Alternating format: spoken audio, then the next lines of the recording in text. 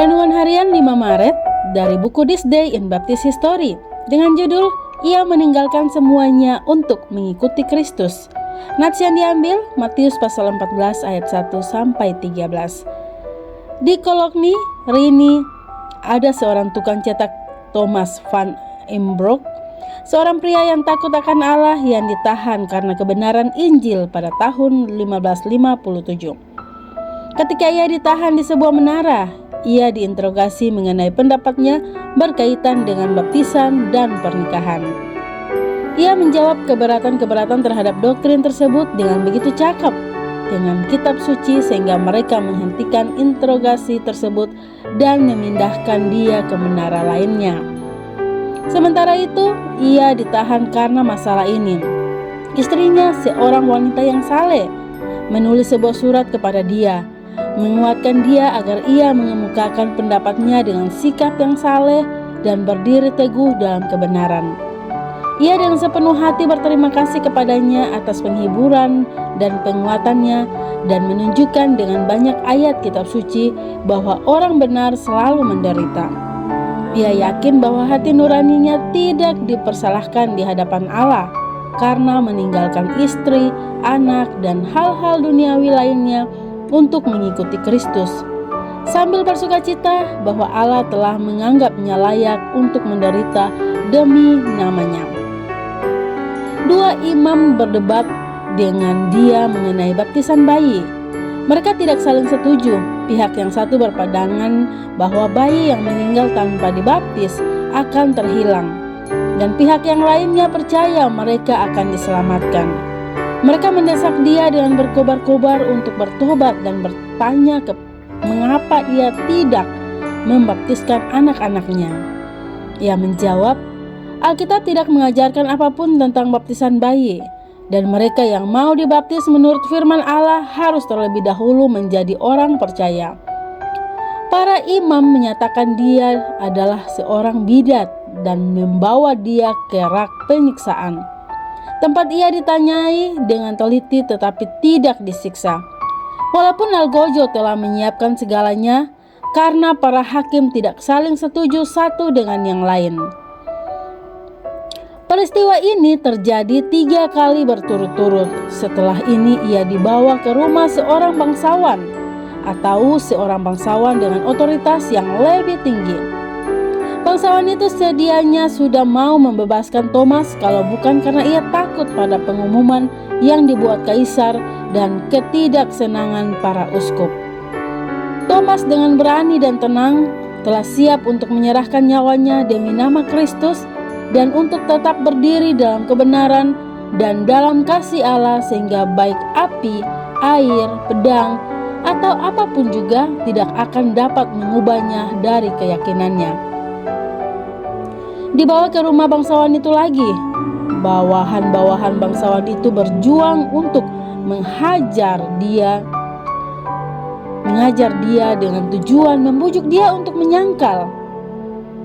Untuk membuat seseorang menyangkal adalah pencapaian yang lebih tinggi bagi para penentang kebenaran Allah daripada memartirkan salah satu orang-orang kudusnya. Inilah mengapa banyak waktu dan siksaan diberikan untuk membujuk seseorang untuk menyangkal Tuhannya daripada langsung mematikannya.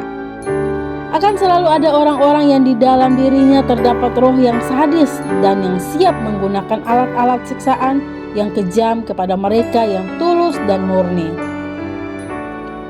Orang-orang Kristen sejati selalu mewakili apa yang dibenci oleh kekuatan iblis yang jahat dan menyebabkan kelakuan mereka menjadi sangat kasar dan kejam. Akhirnya, Thomas dibawa di hadapan pengadilan tinggi, tempat ia dijatuhi hukuman mati di hadapan bangsawan itu yang untuk pertama kalinya menjatuhkan hukuman dan mencelupkan tongkat otoritasnya dalam darah orang Kristen dengan memenggal Thomas van Imbrugh pada tanggal 5 Maret 1558 hari ini. Ia adalah seorang saksi Kristus yang setia dan memateraikan kesaksiannya dengan darahnya di usia yang muda, 25 tahun. Surat-surat yang ia kirim dari penjara kepada istri dan saudara-saudara seimannya bersama dengan hal-hal lainnya, berisikan pengakuan imannya dan kepercayaannya tentang baptisan. Sebuah buku kecil kemudian diterbitkan dari tulisan-tulisan ini. Renungan tambahan Dr. Swantoliau. Poin pertama, Thomas van Imbrugh, seorang yang dipenggal pada 5 Maret 1558, persis hari ini 463 tahun lalu. Dan ia pasti sudah menikmati kemuliaan bersama Tuhan sejak saat itu. Banyak orang Kristen baca dan menonton video ISIS di Timteng, Timur Tengah, penggal kepala orang dan bertanya, mengapa ada orang yang sanggup lakukan itu? Kasihan, banyak orang Kristen tidak baca sejarah, padahal orang Kristen pernah melakukan kekejaman yang sama terhadap Kristen lain. Mengapa iblis begitu kejam memaksa orang terima pembaptisan bayi dan tega memenggal orang yang menolak? Jawabannya, karena upacara pembaptisan bayi begitu penting baginya. Karena dengan pembaptisan bayi ia akan memenuhi gereja dengan orang Kristen tanpa pertobatan dan iman. Poin kedua, para pahlawan iman begitu gagah perkasa menghadapi penganiayaan bahkan kematian. Mereka begitu teguh karena didukung oleh sang istri yang juga sangat beriman seperti istri Thomas van Imbrugh. Ia seorang wanita muda yang hanya berumur 20 tahun. Ia tidak khawatir jadi janda, ia pasti seorang wanita yang sangat beriman.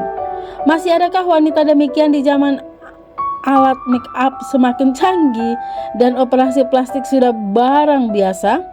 Ketahuilah bahwa Tuhan sepanjang masa mencari wanita yang sungguh beriman, yang setia mendukung kesaksian suaminya.